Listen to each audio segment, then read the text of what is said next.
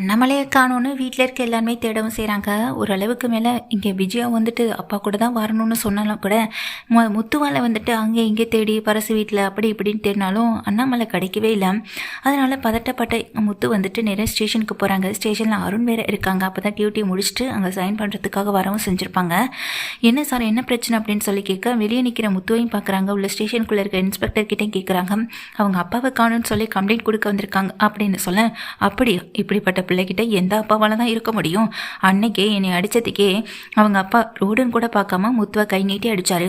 அதனால கூட ஏதாவது பிரச்சனை வந்திருக்கும். அதான் அவங்க அப்பாவை திட்டியிருப்பான். அவங்க அப்பாவை கோச்சிட்டு வெளியே போயிருப்பாரு. அப்பா இல்லாதவங்களுக்கு தானே சார் தெரியும்.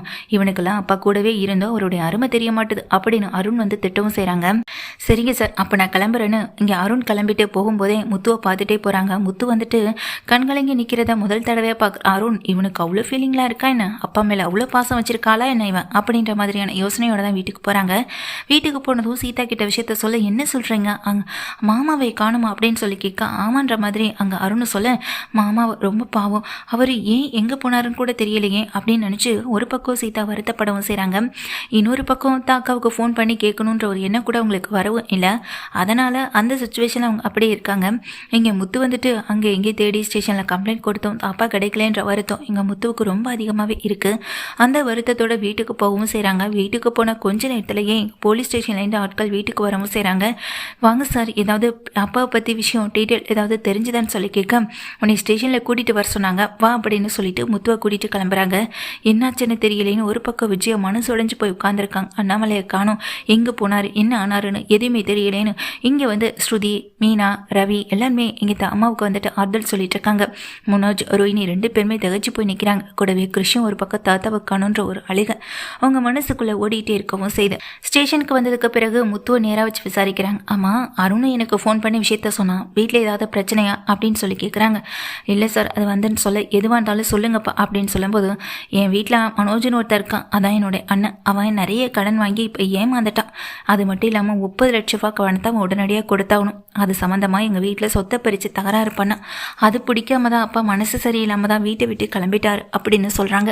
ஓ, இதுதான் விஷயமா? சரி, உன் அண்ணன் சொத்து கேட்டு பிரச்சனை பண்ணப்போ நீங்களாம் என்ன பண்ணிட்டு இருந்தீங்கன்னு சொல்லி ஸ்டேஷனில் கேட்குறாங்க.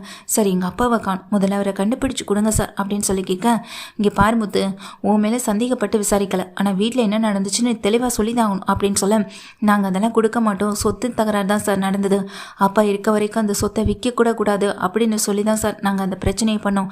ஆனால் அது அவனுக்கு பிடிக்கல, அவன் கடனை அடைக்கணும்னா சொத்தை வித்தாகணும்னு முடிவு பண்ணிட்டான், சொத்தில் பாதியை கேட்டு எங்கள் பிரச்சனையும் பண்ணிட்டான் அப்படின்னு சொல்ல, ஆமாம் அவர் எங்கே போவார், அவர் தெரிஞ்ச இடம் அப்படி இப்படி நீங்கள் ஏதாவது போய் பார்த்தீங்களான்னு சொல்லி கேட்க, பாட்டி வீடு வரைக்கும் கூட நான் போய் பார்த்துட்டு வந்துட்டேன்.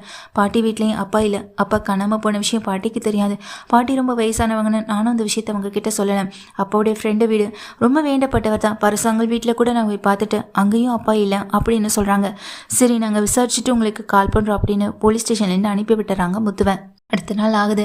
விஜயாவும் வீட்டில் இருக்க மற்றவங்களும் நிம்மதி இல்லாமல் ரொம்ப மனக்குழப்பத்தோடு இருக்கவும் செய்கிறாங்க. இந்த நேரத்தில் தான் ஸ்டேஷன்லேருந்து வீட்டுக்கு, அதாவது இந்த நேரத்தில் தான் எங்கள் வீட்டுக்கு வர போலீஸ் மனோஜ் அடி உதைக்கிறாங்க, பிச்சு எடுக்கிறாங்க. சார் என்னாச்சு, என்ன பிரச்சனை அப்படின்னு சொல்லி கேட்க, ஸ்டேஷனுக்கு வாங்கன்னு மனோஜ் அடித்து இழுத்து நேராக ஸ்டேஷனுக்கு கூட்டிகிட்டு போகவும் செய்கிறாங்க. கூடவே ரோஹினி அழுதுகிட்டே போய் நிற்கவும் செய்கிறாங்க. என்னாச்சு சார், எதுக்கு சார் என் பிள்ளையை போட்டு இந்த அடி அடிக்கிறீங்கன்னு அங்கே விஜயா கேட்க, என்னம்மா என்ன நினச்சிட்டு இருக்கீங்க, உங்கள் பையன் தானே வீட்டில் சொத்து கேட்டு பிரச்சனை பண்ணது, டார்ச்சர் பண்ணது, அப்போ அவன் அடிக்கிறதுல ஒன்றும் தப்பு இல்லையே அப்படின்னு ஸ்டேஷனில் இருக்கவங்க சொல்ல, ஐயோ சார், இங்கே பிரச்சனை என்னமோ நடந்தது உண்மைதான், இப்போ அவரை காணும், அவரை கண்டுபிடிச்சு கொடுங்கன்னு சொல்லி கேட்டால் நீங்கள் மனோஜை கூட்டிகிட்டு வந்து இங்கே உட்கார வச்சிருக்கீங்க அப்படின்னு அங்கே விஜய் கேட்குறாங்க. எல்லாம் எங்களுக்கு தெரியும், நான் கொஞ்சம் நேரத்தில் இன்ஸ்பெக்டர் வருவாங்க, அவர்கிட்டே பேசிக்கோங்கன்னு சொல்ல அங்கே முத்துவும் ஓடி வராங்க இன்ஸ்பெக்டரை பார்க்குறதுக்கு. கொஞ்சம் நேரத்தில் இன்ஸ்பெக்டர் வந்ததும், என்ன சார் என்னாச்சு, எதுக்காக சார் நீங்கள் இப்படி பண்ணீங்கன்னு சொல்லி இங்கே கேட்குறாங்க.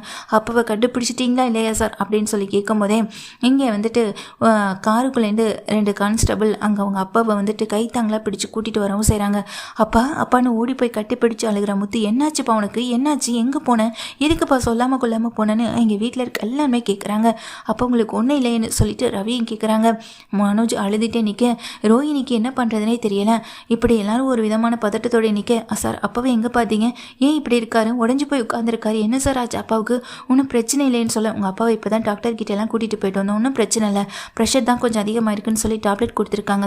என்னாச்சு சார், அப்பா எங்கே பார்த்தீங்க? ஏதாவது மயங்கி விழுந்து கிடந்தாரான்னு சொல்லி கேட்க, உங்கள் அப்பாவை கடத்தி வச்சிருந்ததே உன் அண்ணன் மனோஜ் தான் அப்படின்னு சொல்கிறாங்க. சார் என்ன சார் சொல்கிறீங்கன்னு அங்கே ரவி வந்து அதிர்ந்து போய் கேட்குறாங்க. ஆமாம், உங்கள் அண்ணன் ஏதோ புதுசாக ஒரு ஆஃபீஸ் ஓப்பன் பண்ணியிருக்காங்களா? அந்த ஆஃபீஸ் எப்போலேருந்து பூட்டி கிடந்ததுன்றதை நாங்கள் கவனிக்கவும் செஞ்சோம். இப்போ வரைக்கும் அந்த ஆஃபீஸ் ஓப்பன் பண்ணவே இல்லை. அதனால தான் எங்களுக்கு சந்தேகம் வந்து ஆஃபீஸை செக் பண்ணுறதுக்காக அங்கே போனோம். செக் பண்ணி பார்க்குறதுக்காக உள்ளே போகும்போது தான் உங்கள் அப்பாவை அங்கே ஜெல்லை பூட்டி கட்டி வச்சுருந்தாங்க. யார் என்னன்னு கேட்டப்போ தான் உங்கள் அப்பா இங்கே உண்மையை சொன்னார். என் பிள்ளை மனோஜ் தான் அப்படின்ற விஷயத்தை அவரும் சொல்லிட்டாரு. அதுவும் இல்லாமல் அங்கே அடிக்கடி வந்துட்டு போன மனோஜுடைய சிசிடிவி ஃபுட்டேஜை கூட நான் கவனித்து பார்த்தேன் அப்படின்னு சொல்லிடுறாங்க. மனோஜ் அப்படியே வந்து அதிர்ச்சியில் நிற்க, வீட்டில் இருக்க அத்தனை பேரும் இங்கே பார்க்கவும் செய்ய, போலீஸ் ஸ்டேஷன் கூட பார்க்காம விஜய் அங்கே இருக்க தடி எடுத்து மனோஜ் அடின்னு அடிக்கவும் செய்ய, அம்மா கொஞ்சம் இருங்கம்மா, தான் விசாரிக்க நாங்கள் இருக்கோம்லன்னு ஸ்டேஷனில் இருக்க போலீஸ் விஜய் கிட்ட அந்த தடி கம்பை வந்து வாங்கிக்கவும் செய்கிறாங்க.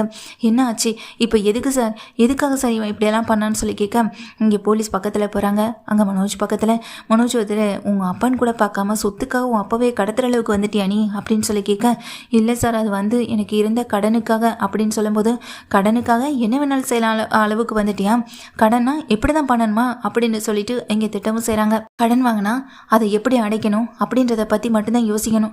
சொந்தா பெத்த அப்பாவே கடத்தி அவர்கிட்ட கையெழுத்து கேட்டு டார்ச்சர் பண்ணியிருக்க அப்படி தானே அப்படின்னு சொல்லி கேட்குறாங்க. மொத்த சொத்தையும் கேட்டு டார்ச்சர் பண்ணியிருக்க. ஏற்கனவே 30 லட்சத்தும் அப்பா கிட்டேருந்து எடுத்துகிட்டு ஓடிருக்கேன். இதில் மொத்த சொத்தை உனக்கு வரணும்னு நீ அவர்கிட்ட கையெழுத்து வாங்க முயற்சி பண்ணியிருக்க.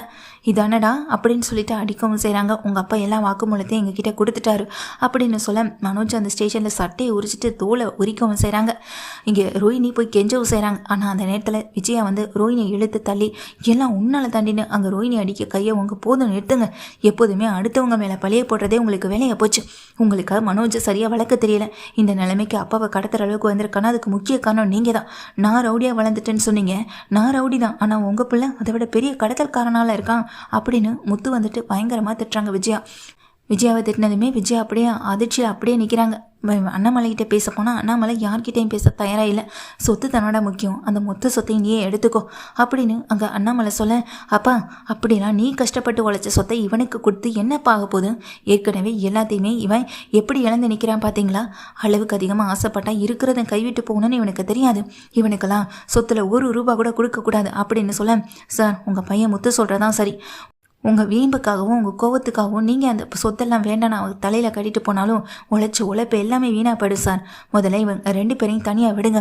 தனியாக சம்பாதிச்சு வாழ்ந்தா தானே சார் சொத்து பார்த்து இதெல்லாம் சேர்க்கறதுக்கான அருமை என்னென்னு தெரியும். பணத்தை ₹1 செலவு பண்ணுறதுக்கான யோசிக்கிறதுக்கான யோசனை அப்போ தானே சார் அவங்களுக்கு வரும் அப்படின்னு சொல்கிறாங்க. இந்த சொன்னதை கேட்டதுமே இங்கே மனோஜ் அப்படியே ஆடி பண்ணிக்க, சார் இப்போ கூட ஒன்றும் பிரச்சனை இல்லை. உங்களை கடத்தின கேஸ்க்கு உங்களை உள்ளே தள்ளி முட்டி தட்ட எங்களால் முடியும். ஒரு கம்ப்ளைண்ட் மட்டும் கொடுங்க சார் அப்படின்னு சொல்ல, வேணாம் சார் வேணாம். என்னவோ இவனை பெற்று தொலைச்சதுக்கு பிறகும் இவனை அந்த வீட்டில் வச்சுக்கணும்னு இனிமே நான் யோசிக்க போகிறதில்ல. எனக்கு இனி 2 பசங்க தான். அந்த வீட்டில் இந்த மனோஜுக்கும் இடம் இல்லைன்னு சொல்ல, என்னங்க அப்படின்னு அங்கே விஜயா சத்தம் போட, என்னை கடத்திட்டு போய் ஒருவேளை நான் உயிரோடவே இல்லைனாலும் அப்போவும் நீ மனோஜை விட்டு கொடுக்க மாட்டேல விஜயன் அண்ணாமலை சொல்கிறாங்க. மனோஜ் அப்படியே அசிங்கப்பட்டு நிற்கவும் செய்கிறாங்க. இனி அந்த வீட்டுக்கு அவன் திரும்பி வந்தானா நானும் பசங்களும் அந்த வீட்டில் இருக்க மாட்டோம். நீயும் உன் பையன் மனோஜ் மட்டும் அந்த வீட்டில் இருந்தால் போதும்னு சொல்லும் போதும் விஜயா அப்படியே வாயடைச்சு போய் நிற்கவும் செய்கிறாங்க. சார் இனிமே வேண்டாம் சார், விட்டுருவோம். இனிமே அவனால் எனக்கு எந்த பிரச்சனையும் வராது. இனி அவனுக்கும் எனக்கும் இருக்கிறமான இந்த உறவு இதோட முடிஞ்சு போச்சு. இனி அவனுக்கு அப்பனே இல்லை, இனி எனக்கு பையனும் கிடையாது. என்னைக்கு சொத்துக்காக பெத்த அப்பனே கடத்துற அளவுக்கு வந்தானோ அன்னைக்கு எல்லாமே முடிஞ்சு போச்சு சார். இனிமே என்னை தேடி அந்த வீட்டுக்கு வந்துடக்கூடாது. இனி அவனுக்கும் இதுக்கும் எந்த ஒரு விதமான எண்ணமும் கிடையாதுன்னு சொல்ல, சார் அது வந்து அப்படின்னு அங்கே மனோஜ் பேச வர, வாயை மூடு, இன்னொரு வார்த்தை ஏதாவது பேசணும்னு நினச்சா அரைஞ்சிருவேன் அப்படின்னு சொல்லிட்டு போலீஸ் திட்டுறாங்க. என்ன அப்பா சொத்துனா உனக்கு தான் கிடைக்கணும் ஏதாவது சட்டம் இருக்கான்னு? உங்கள் அப்பா அந்த சொத்தை யாருக்கு வேணாலும் எழுதி வைக்கலாம், ஆனால் அந்த ஆசிரமத்துக்கு கூட எழுதி வைக்கலாம். அது அவருடைய விருப்பம், அது அவர் சம்பாதிச்ச சொத்து. அதில் உட்காந்து சாப்பிட்றதுக்கு நீ தான் வைக்கப்படணும், அசிங்கப்படணும். ஒழுங்கு மரியாதையாக அவர்கிட்டேருந்து எடுத்துகிட்டு ஒன்று ₹30 லட்சம் பணத்தை திருப்பி கொடுக்கறதுக்கான வழியை பாரு. அதை திருப்பி கொடுக்கலன்னா உன் மேலே நான் ஆக்ஷன் எடுக்க வேண்டியிருக்கும் அப்படின்னு ஸ்டேஷனில் போலீஸே மனோஜை பார்த்து மிரட்ட, மனோஜ் அப்படியே வாயடைச்சு போய் நிற்கிறாங்க. ரோஹினி மனோஜை அதே இடத்துல தள்ளி விட்டு உதறி விட்டுட்டு மொத்த குடும்பமும் அந்த இடத்த விட்டு நகர்ந்து போகவும் செய்ய, இந்த மனோஜை பார்த்து ரோஹினி முறைக்கிறாங்க. ஆரம்பத்துலேருந்து நான் சொல்கிறது எதையுமே கேட்காததுனால இன்னைக்கு எந்த நிலைமையில வந்து நிற்கிறோம் பார்த்தியான்னு ரோஹினி மனோஜை பார்த்து திட்டவும் செய்கிறாங்க. மனோஜ் அப்படியே என்ன பண்ணுறதுன்னு தெரியாமல் அடி வாங்கி அசிங்கப்பட்டு சட்டை இல்லாமல் இங்கே வெறுசாக நின்றுட்டுருக்காங்க. இப்போ இனிமேல் அவங்க நிலைமை அப்படி தான், இனி ஒன்றுமே கிடையாது. ஏன்னா அவங்களால இனி வீட்டுக்கு போக முடியாது, வெளியில் தங்கவும் முடியாது. ஷோரூம் மட்டும்தான் கதை. அதை வச்சு முன்னேறினாலும் கூட இனி ஆர்டர் படிக்கணும், இருக்கிற 30 லட்சம் கடன் அடைக்கணும், இந்த வீட்டை விட்டு வெளியே அனுப்புங்க, நான் பார்த்துக்கிறேன்னு வேற அந்த ஆள் சொல்லிட்டு போயிட்டான். இனி தான் நிலைமை என்ன ஆகும்னு நினச்சி மனோஜ் பதட்டத்தோடு நிற்க, ரோஹிணி இவனை நம்பி வந்த பாவத்துக்கு இனி நம்மளுக்கும் இதே கதிதான்ற மாதிரி நிற்கிறாங்க. மொத்த குடும்பமும் அவங்க 2 பேருமே கை கழுவிட்டு ஸ்டேஷன்லேயே விட்டுட்டு போகவும் செஞ்சிடறாங்க.